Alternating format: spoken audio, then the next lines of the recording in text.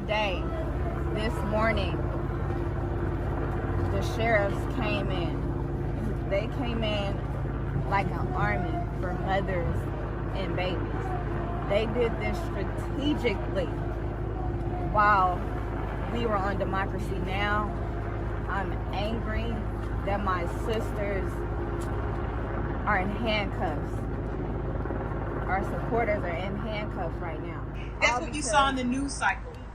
They were trying to make Wedgwood be the individual, the corporation that was oppressed, because they're so used to privilege and running through communities in the way that they want to, that when women, black women, stood up and said, not in this community, they were like, oh, what is this? What's happening? They didn't understand it because they're used to privilege, they're used to wealth, giving them the opportunity to do whatever they want to do. And their wealth is what allowed them to have the relationship with these shock troops, the paramilitary forces that came today, to have them protect their property. We have no respect for their systems. That's right. We have no respect for their systems. That's right. So they cannot tell us about, you stole a house. You stole us. I'm Sergeant Ray Kelly with the Alameda County Sheriff's Office. Obviously, you are all here in regards to the eviction on Magnolia regarding the Moms for Housing incident. I'll have to take you back a little bit in the calendar, back to November, when the mothers occupied the residence on Magnolia. During that time, they unlawfully entered that dwelling and established residency in that location. During that time, a civil process was started to do an eviction. There were multiple hearings in regards to that, tremendous amount of due process that occurred between both the plaintiffs and defendants. As a result of that, last Friday, an order was issued by the Alameda County Superior Court mandating that we evict the occupants of the Magnolia residence.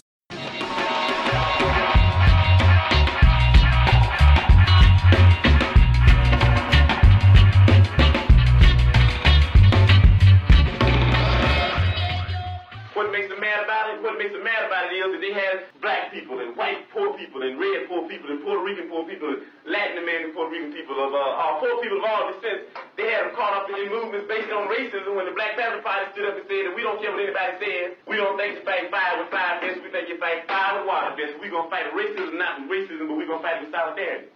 We said we're not going to fight capitalism with black capitalism, but we're going to fight it with socialism.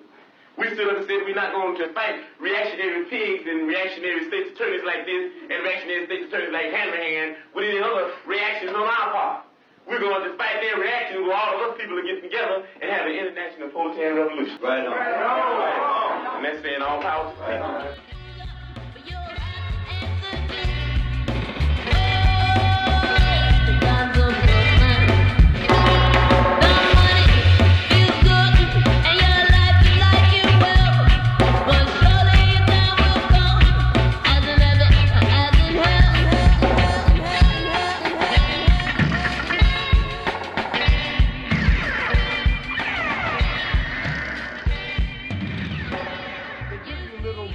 Amounts of money for working, wages and so forth, and then they steal all that shit back from you in terms of the way he got his other things set up. His whole credit gimmick society, man, consumer credit, buy shit on credit. He give you a little bit of shit to cool your ass out, and then steal all that shit back with shit called interest, the price of money. The idea of capitalism is right now, it's the new capitalism is there's no capitalism here. What are you talking about?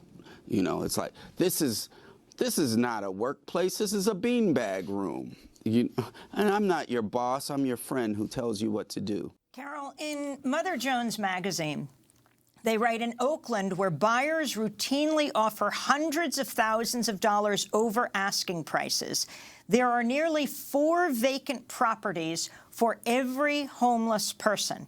It's not so much an issue of scarcity, but of distribution. Explain that further. That's what's criminal about this housing crisis. There are actually places where people can live, but because they're private, they're privately owned, it makes it difficult to even crack into what a solution could be, because the private industry doesn't have to be held accountable. And that is what we're saying is criminal.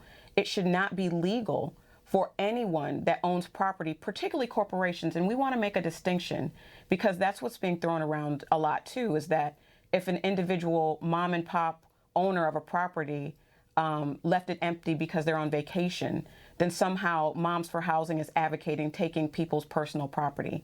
That is completely and patently false. What we're saying is corporations should not be able to hold vacant properties when there is a housing crisis. There should not be people living on the streets when there are places where they can live. This is Oakland looks like an entirely different city than it did years ago, and it's strictly due to corporations that are able to rent gouge when they have homes for rent and charge way over market for homes. Capitalism needed racism in order to operate. To explain further, capitalism needed to steal things in order to come into fruition. If you're talking about a whole class of the bourgeoisie, where are they going to get that injection? They get that from stealing. It's called primitive accumulation, and it's something that has been at the beginning of every new economic system. In this case, took the form of stealing land and stealing labor. That the only kind of resolution of the problems facing black people and other oppressed people in this country is going to have to come through a level of revolutionary change being induced. We think also reflects an awareness of the fact that continued adherence and continued reliance upon the operation of capitalistic principles and imperialist principles is, of course, anathema, and the antithesis of anything that relates to decency and justice and freedom for mankind. There's a large, increasing number of dark-skinned people swelling the dark population of France and Britain, and it's giving them a great deal of cause for worry. No effort has been made to unite the Afro-American community or the American Negro community with the West Indian community, and then those two communities with the African community, and those communities with the Asian community. This has never been done. And this frightened many interests in this country.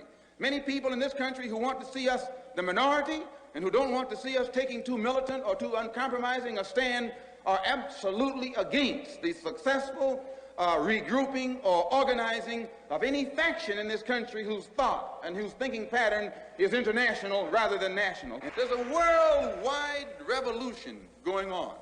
It goes beyond Mississippi. It goes beyond Alabama. It goes beyond Harlem. What is it revolting against? The power structure. The American power structure? No. The French power structure? No. The English power structure? No. Then what power structure? An international Western power structure.